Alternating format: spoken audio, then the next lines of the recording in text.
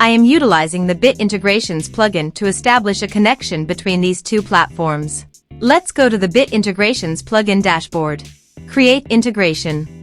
Search for and select newsletter as a trigger. Now choose a form or a task name. Click the Fetch button. Next, go to your form page. Fill out the form and submit it.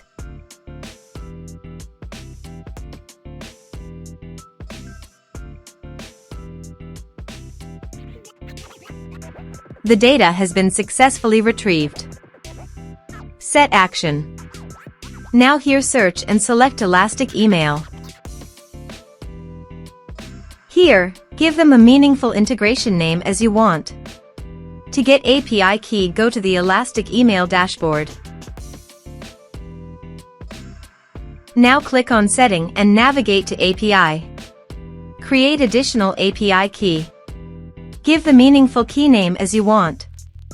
You need to grant full access permission to make the API successful. Then click Create.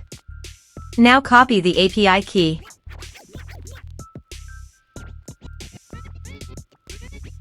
Paste it here.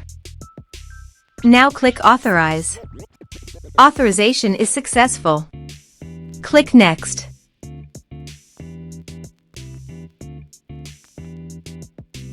Now select the lists. Now map the field.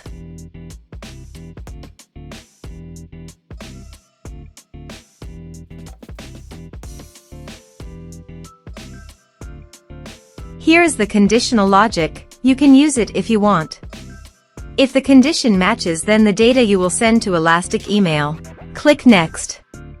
Now save the integration. Let's submit a form.